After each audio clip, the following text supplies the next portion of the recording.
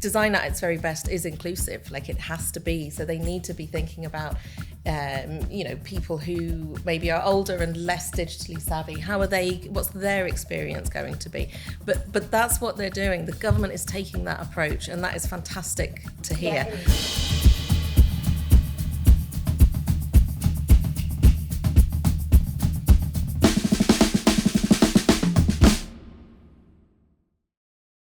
Welcome back to GASP Sessions. I'm Róisín Buckley from Piquant. Joining me today, we have IDI CEO Charlotte Barker and Kevin King from Piquant. Welcome. Thank you very much. Thanks, guys, very much for joining us. Charlotte, thanks for coming all the way from Dublin. How was your train journey? It was great. It's just not as far as anybody ever thinks it is. It took 2 hours. It was lovely, relaxed, quiet. And great. did you work on the train or did you not?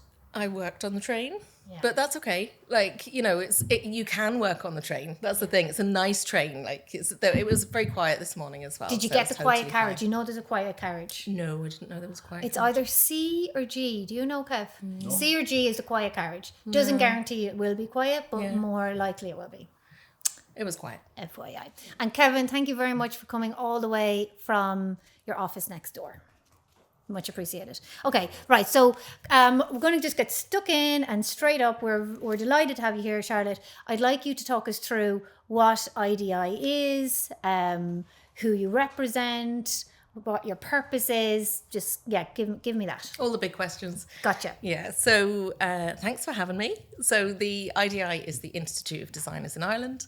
We are the trade association for designers. So basically what that means is that design businesses have gathered together to become one association so that we, as your representative, can be your voice. So that's really what the IDI is there to do. That's what a trade association is there to do. So we represent a whole breadth of different designers and design disciplines and design businesses. So everything from companies like yours, which are very multidisciplinary, through to architects, interior designers. We have lots of people in the communication design space. We have emerging design disciplines like service design and strategic design disciplines. And then, of course, a huge amount of designers in the digital design space, UX, UI, and so on. So Okay. a broad remit. And it's open to individuals, freelancers, businesses, and students. Are you open to students? Yeah. So students are associated with the IDI through their university. So the university is the member. And the students then can enter the Graduate Design Awards. That's something that we really encourage. And then when they graduate, we have a graduate membership as well. So it's only €30, and it means that they start their journey with the IDI, and we have particular programs of work specifically for them. Okay, brilliant. So it really is all designers are welcome. All designers are welcome. We kind of think about it, like even from the very beginning of the IDI, is this kind of idea of almost cradle to grave, is that we want to think about how we support designers at the very start of their, it's very bleak, at the very start of their career, but right through to, retirement and exit strategy. And there's a lot of companies at the moment who are in that position whereby, their owner founders are maybe, 20, 30 years of running their business, and they're starting to go, heck, how do I get out of this? This is amazing, but actually what's the off ramp? So there's work that we would do there as well to support those design business owners as well to find their way out of the business. I know Kevin is now thinking of, where am I in the cradle to grave? He's literally... Am I cradle or grave? And he's also like, retirement. Oh, that sounds lovely after having such a busy week, right? Yeah. Kevin, okay, I have a question for you.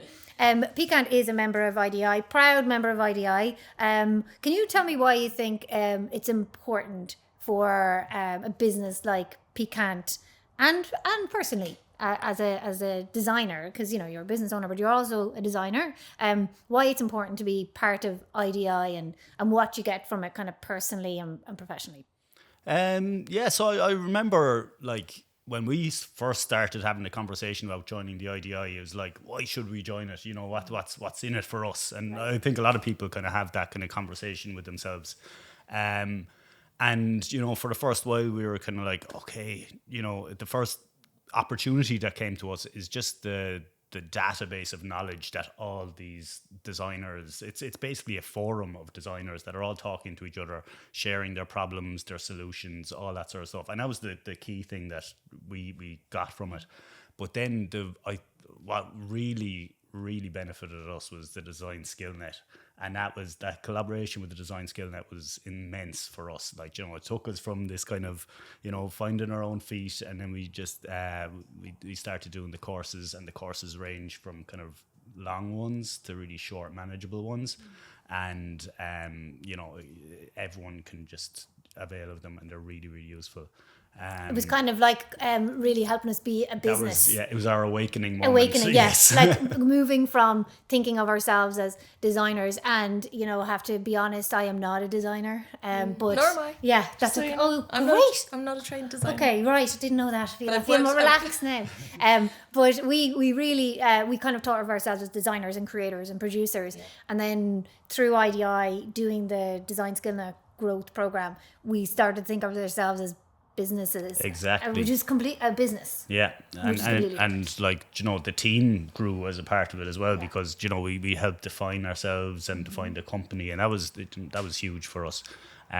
Also the awards are great crack as well, so, you know, picking up a few awards is nice to have along the way. It is, and that program that we mentioned, Designs for Growth. Yeah. So you collaborate really strongly with Design Skill Net, don't you? So the Design Skill Net is part of the IDI. So this is our learning and development arm, basically, is how it works. So we, as the IDI, are the contracting authority. That's officially our term. Yeah. But it means that we can provide subsidized training to designers and design businesses. And it's great to hear that was your experience, because that's absolutely the point of the Design Skill Net. And, you know, ultimately our purpose as the IDI is to raise the professional standard of design. And giving you guys the tools. You have to do it yourself at the end of the day. You know, we can't be sitting in your office with you. So please do. No, I've done it. but being able to, you know, bring you educational programs that work, again, it's through that kind of whole journey of a design business, you know, a designer's career, or where your design business is going. That's what we're here to do. So the things like Designs on Growth, it's an amazing program, because it does. It makes you look long and hard at yourselves and ask the difficult questions, and to put processes in place that really, to be perfectly honest, designers aren't always that keen to do. You know, that there is this kind of shiny penny element to being a designer, which is all part and parcel of what drives creativity. It's that it's onto the new, it's onto the next, and it's all very exciting. But actually, you need a good bit of structure, you need a good bit of process to be able to run a business, to make sure that you have profitability, so that you can reinvest back into your business, so that you can grow your teams. And ultimately, all of this feeds back into the Irish economy. And that's what we're also keen to do, is to really champion that. You know, let's help our businesses to grow, because it's a really good thing for the cities that we live in and for the country that we live in as well. Yeah, it's that professional, being a professional piece. So, and it is good that you kind of bring the students in. Were you in as a student? No, Connor was. Okay. Yeah. Connor did the what's it called? The 3x3, I think. Oh, he did. yeah, got for that. Yeah. Okay, but it is a good idea just to get that professional kind of mindset almost in there. So, okay. So the IDI is 51 years old this year. Yes. Yeah. Because last year it was the 50 celebrations. And I'm just wondering if you can tell me about your plans for the next 51 years. 51 years. Okay, 5 years. Okay, yeah. I'll see what we can do. What are you going to do when you're 102?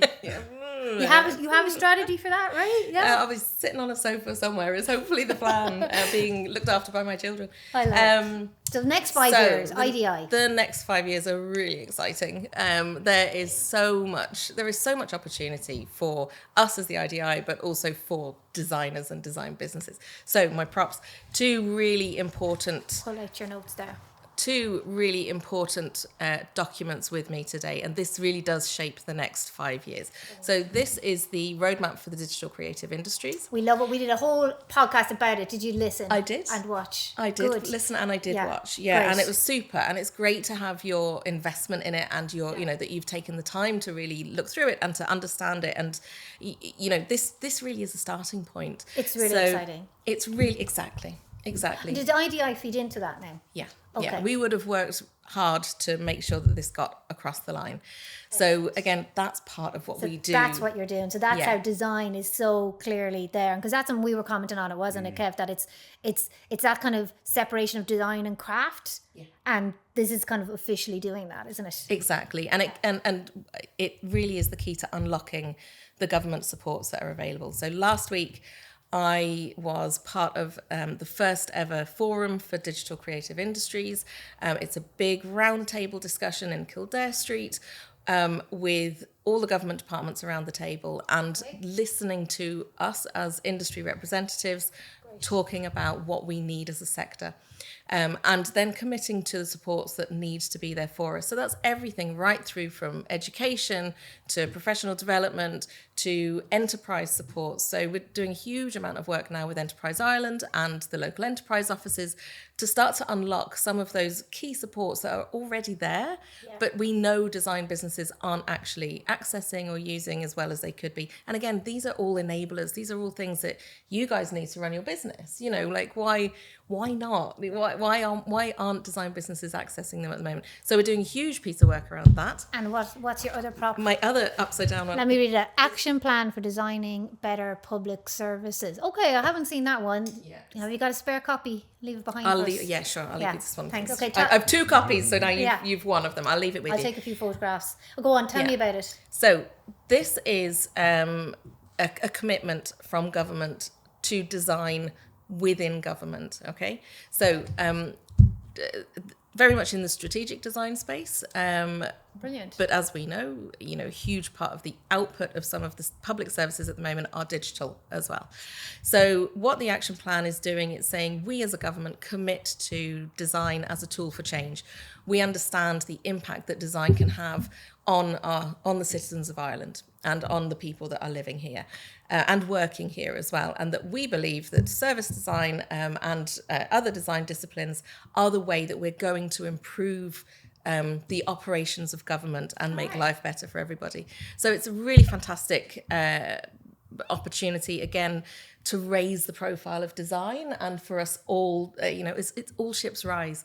Yeah. Once you start to build the narrative and makes design, the language like that, the word design, because, Kevin, we can sometimes spend as a business some time kind of educating clients, can't we, about the value of design. Yeah. So I think it is important that just that knowledge that design is it's a very important thing and it's worth paying for, right? It's worth paying for, and the state has lots of projects. There are a lot of opportunities where the state needs to communicate, or the state needs to design a new app, or the state needs to really think about how it engages its citizens to be able to design new services or improve on services. They're doing a huge piece of work at the moment around the lifespan of an individual. So it's looking at what are the digital touch points where if you think about it, if you have a baby, how do you register the baby's birth?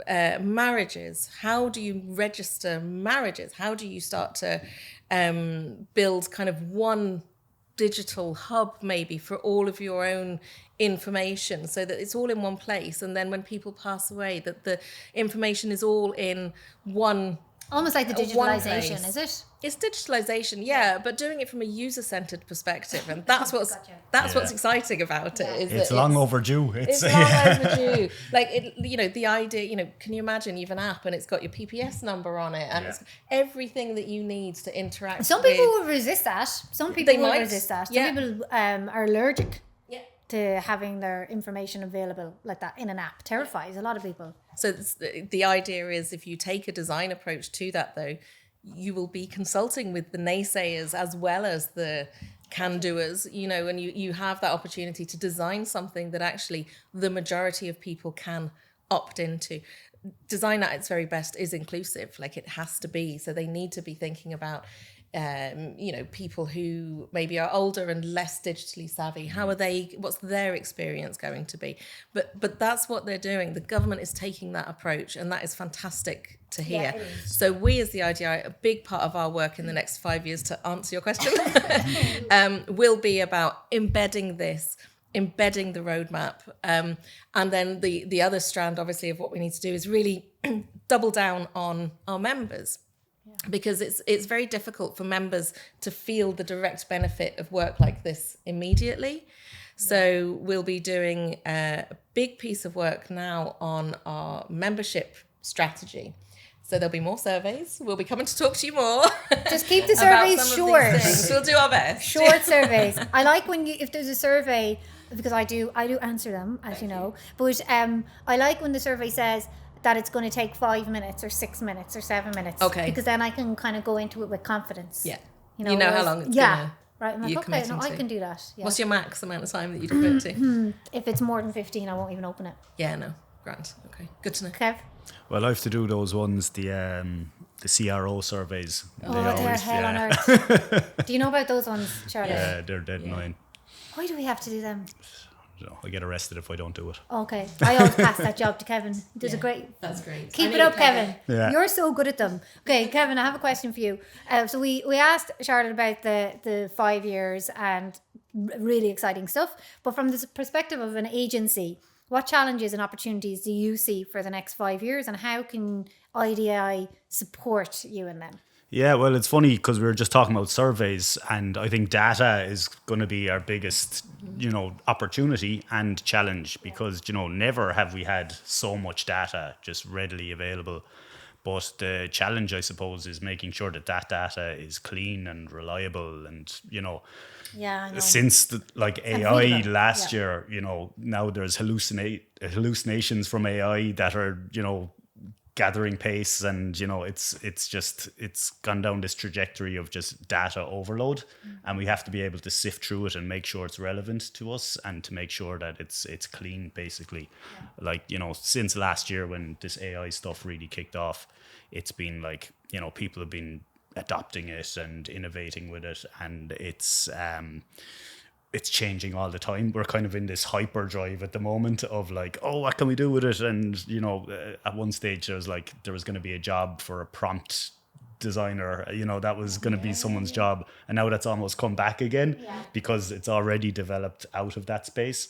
So I think, where we just need to constantly review it and to just train up in it. I think back to our kind of design skill net thing, that's where they could kind of take leadership in that space, because the old learning models of universities where you spend 4 years doing something, it's just not applicable to this space anymore. It needs to be these short, constantly evolving courses that just help us manage this AI space. You still need to spend your 4 years in university, listeners. You do, but Great place to grow it's up. kind of, that's your fundamental grounded learning, but it's just the constant change of pace at the moment. We just need to be, adapting to it all the time, and so it's constant R&D and then constant design. Okay, and because it can be hard in just the kind of the daily churn of a business to have time for R&D. I know a big multinational with thousands of team, they've kind of got the fat around the edges to be able to do R&D, and R&D is central to what they're doing. But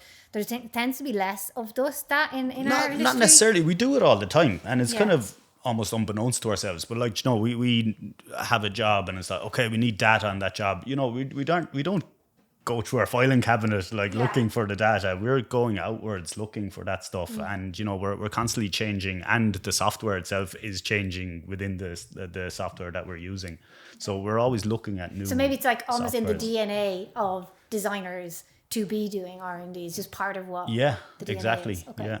And that's something that we would really advocate for, actually, is it's a commitment to learning, certainly, because you're right, the pace of change is like nothing we've ever seen before. Yeah. I'm 24 years in industry, and I nothing has moved this fast ever before. I started my career faxing press releases out. Oh, That's how I as started. well, Charlotte. Yeah, That's I how was I saying that to started one my of the career. young people, and they were like, "What are you talking Yeah, about?" what is a fax? Yeah, That's yeah. what I did. And like my not day conversation. was, I was spent one day sending out one press release to multiple newspapers. And then you'd have to ring and see No, if it's they gone. actually got it. Yeah, and then you ring and say, did you get it? I got a bleeping number.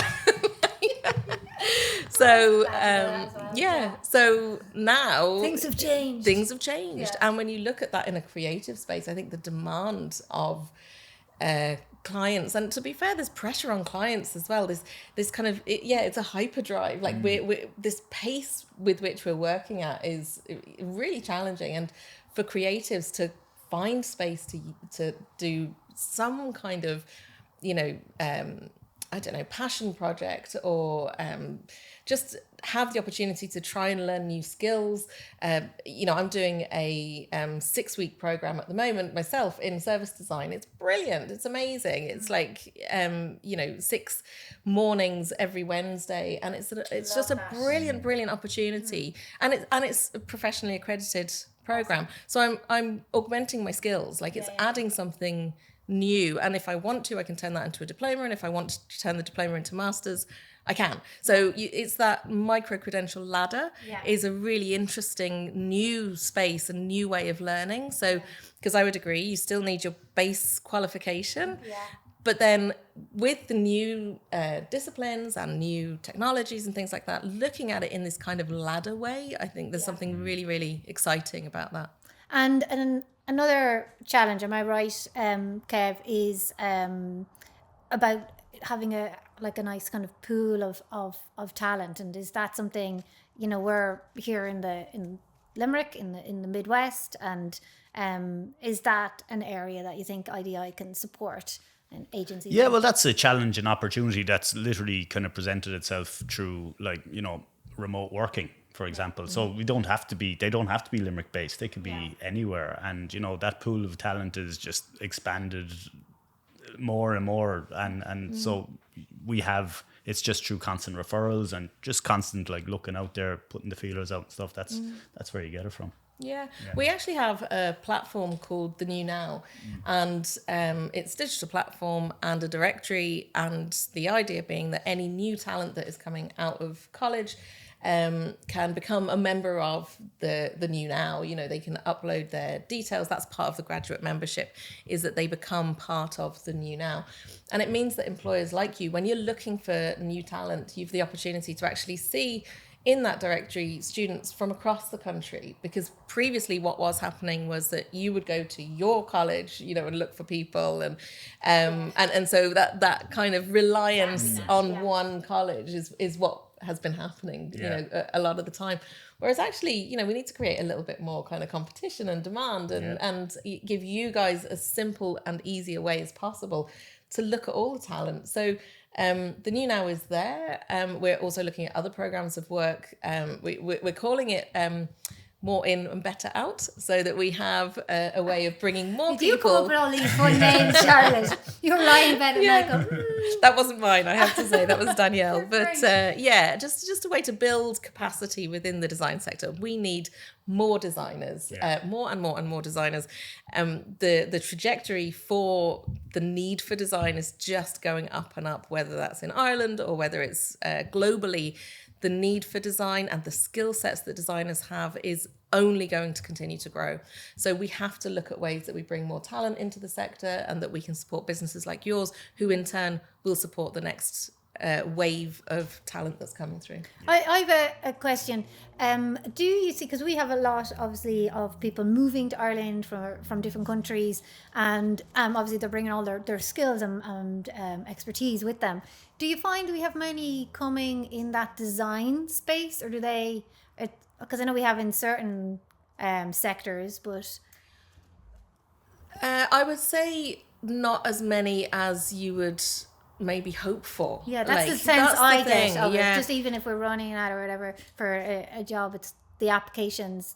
There's not as much maybe diversity as we'd like to see? Yeah, I don't know about that. Like we still get plenty of people getting in touch from all countries, but they just don't have to be here, I suppose, because it is you are able to work remotely.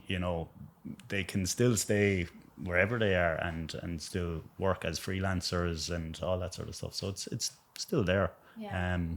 But I think in terms of I think you're talking about like actually bringing them into the team and Exactly. employing Like, them. Because but to people who are moving here, and they're just moving here. Yeah. Okay, they're just whether they're immigrating or whatever, they're now no longer citizen in their country of birth, and now they are living in Ireland. It's more that I'm thinking of rather than kind of global or digital nomads or whatever. It's more people who are moving here, and it seems to me that they tend not to be there doesn't seem to be kind of loads coming in from different countries to live in Ireland that are from that design background. But I was just wondering if that's just my experience. No, I think that's reflective of many other parts of the country as well. There's a strength in Brazilian and South American creatives, actually, and there's a growing kind of pool of a Brazilian community, particularly in Dublin. I have no statistics to support that, but that would be an observation anyway. Is that's something that that's encouraging. we've seen? Yeah, and again, that's where I think we as the IDI have a role to play. Like one of the things that I'm really keen to do is to look at how do we bring our diaspora back. That we know that there are people who want to move back to Ireland and have creative talent that they've honed overseas. Like how do we bring them back? How do we attract them back to live here? Yeah. So that would be fantastic. And then to broaden again into people who maybe see Ireland as a great place to live, because if you look at our where we are in global living indexes, we rate very high. Yeah, well, yeah, so they'll all go to Australia. But there's so many things there, like all those spiders that want to kill you. Exactly. Like, why would you? With no spiders that kill you. Australia, or snakes. So, so I think that there is still lots of opportunity to look at how we grow our talent pool and start to explore it. But again, that's where I'd like to see that we start to have those conversations at government level. How can we make it easier for people to relocate to Ireland? How can we make creativity really valued and up there? They do the call out to the nurses. Exactly that. Call out to the creatives. I love it. That's great. That's a great campaign. If they need somebody to design it, you know where we are. Okay. And always selling. Always. I want to say always closing. That's much harder, isn't it? But actually, my next question is connected into, and I didn't know you were going to bring that prop of the roadmap for the digital creative industry. So we had, like I said, on our one of our previous podcasts, a good chat about that. And so it's kind of divided into gaming, digital gaming, design. Thank you for having us in there. And design on its own, because it includes digital and non-digital. So I'm sure IDI had something to do with that, which is great to see. And then the other one is content creators. Now, in Piquant, we are content creators as well as designers. So we have a multidisciplinary team. But I know not all content creators are based within a design agency or a creative agency like Piquant. Some content creators are, that's just their focus. And I was wondering, what's your thoughts on especially the content creators, because I feel there isn't an IDI for them. I know the gaming industry has Immert, but what's your thoughts on bringing everybody in, or are you going to start kind of asking Immert to join IDI, or because we've never been all put together in a group like that before. So have you thought about that at all? Yeah, I mean, I think it's really early days with this, new forum even for digital creative industries. What's really helpful with that forum is that it helps us see where there is overlap. Yeah. And there are areas that overlap in terms of the kinds of support that each of those creative sectors needs. But there are definitely distinct differences. So for instance, immersive would be the equivalent of the IDI for the immersive tech sector. Yeah. They have very specific needs around prototyping funds, which just wouldn't apply necessarily to the design sector. So I think at the moment it's a good opportunity to start to see where there are similarities, where we overlap. I think that the way that our businesses function and the way that our sector needs the support of government, it makes sense for us to be aligned with immersive technologies and gaming. Content creation is much of what we do as well anyway within the design sector, because it's communication design, and this is one of the challenges that we have in design, is the fact that, where do we stop and start? It's a broad church. It's a broad church. We did a very recent, very brief survey. I think we had 4 questions. And one of the questions was, to ask people to write down, their title. What do they identify as? And I think we came back with about 41 different design disciplines. And we were going, oh my goodness, no wonder it's a communication challenge. We have a challenge as a sector to kind of, be clear about what it is that we do. So I think before we kind of muddy the waters anymore, we're as well to get our own house in order and be very clear about how we communicate the value of design, the impact of design. We leverage these frameworks that we have in place now from government. And there's plenty of designers out there that we have still yet to bring into the fold. So that's a big challenge for us. Sign up now, designer, if you're listening. Yes, please. Yeah. Kevin, have you anything to add to that? Because no, that's interesting. Something like that struck us when we were talking about it, wasn't it? Yeah, and it's as I mentioned in the last podcast that there is the brand design has been brought into content creation, and it is. You've all within IDI, you already have so many different factors, and you've got architects, interior designers, and we might not ever communicate necessarily with each other, but we are at least all being represented in the same national level. So it's a hard job for you to bring in other people as well. But listen, no better woman. Thank you. Charlotte will sort it out. Okay. I'm coming to the end. How many more questions have I got? Oh yeah, only one more each. Okay. So this is IDI is you're constantly doing things. I know you guys are constantly doing things because I'm signed up to the newsletter. So 2 things. Join IDI and sign up to the newsletter. That's my recommendation. Are there any upcoming events, activities, programs that you want to give a shout out to? We have the IDI Awards coming up next. So they will be open for entries throughout the summer. We usually close in September. Mid-September, so keep an eye on the social media for that, and it's an amazing opportunity. You're right, it's a great opportunity actually to just take the time to stop and reflect on what you've done.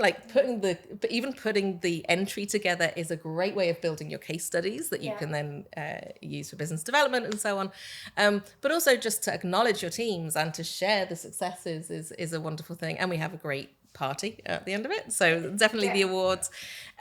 We will have the Design SkillNet summer sessions again this year, so kind of short, more like kind of light bites to start to explore some of those new areas or emerging areas of design or new disciplines. If you've ideas of things that you want to be part of, let us know. What would you write them down. Give us a list and we'll see what we can do. So the design summer sessions and the awards, we will continue to work very closely with government. We are working ourselves on a new digital platform, so that's very exciting. So that will be coming to fruition at some point. And the forums. So we run regular forums for our members. We have a range of different forums. We've recently also started a Living West forum because we have such a brilliant community in the west of Ireland. So our regional development officer, Deirdre Macbeth, she is convening different forums for us up and down the west coast. There's some other things that I can't talk about yet as well. Top secret. Very exciting. But if you sign up to the newsletter, you will know about them. Exactly. Yeah. Kev, IDI, Piquant is like I said, a proud member. Do you recommend other freelancers and organizations join, and top tips? Yeah, 100% join up. It's great. And I'd say top tips is you only get out what you put in. Gotcha. It's like, if you're going to a gym, if you're a member of a gym and you're constantly paying your fees, but you're not going in, you're not going to get any big muscles. You won't from get it. buff. But because we were a bit like that. I remember at the start we were just we were joining, and then that was it for a year. But then I think it was yourself, Róisín, that you just started opening up the communication channels, and now IDI, they're great advocates for us. They're we are kind of at the table, basically, when we're you know, when it comes Thanks to very discussions and much. stuff like that. So, you know, the more you get involved, the more you get back from it. So. Well, thank you very much. It's lovely to hear that, and vice versa. I would say that, you know, it is super important that we hear your voices, because we can't advocate if we don't know really what the challenges are, you know. So it's really important, and we want to make sure that we're always designing, you know, our own services in a way that is useful to you. Otherwise, what's the point? Yeah, and it's that moment of community, I think, is really important. Absolutely. Yeah, the connection part is super important for all designers. We hear that all of the time, is that one of the key benefits of being a member of the IDI is connecting with other designers. And that's what the forums do for us. They allow us the opportunity just to create space. Like the Agency Owners Forum, for instance, is an amazing opportunity just to connect online for an hour. On a Friday afternoon, and just talk about what's top of mind for you. What are the key challenges? And, you know, particularly through COVID, it was incredibly important. But, you know, even some of the small practical things, like what's your project management software that you're using? Like all of those little things are, you know, can just really unpick a little problem that you may be having. And especially when you're just kind of working away on your own, and it can be hard kind of to step back and put the head up, but it's worth doing. Yeah, finding the time is the hard part, but if you dedicate the time, you'll get the results. It's only an hour. Yeah. Okay, well, I won't ask any more questions, but I will just say, Charlotte, thanks a million. We really appreciate you coming to talk to us in person, and thanks for taking the train down. We're delighted. Kevin, thanks for walking across from your studio to be in here. Appreciate it. Listeners and watchers, thanks again for being part of GASP. Find us on Spotify, on YouTube, and say some nice things in the comments. Give us a like. And if you have any guests that you'd like us to talk to, let us know. Thank you.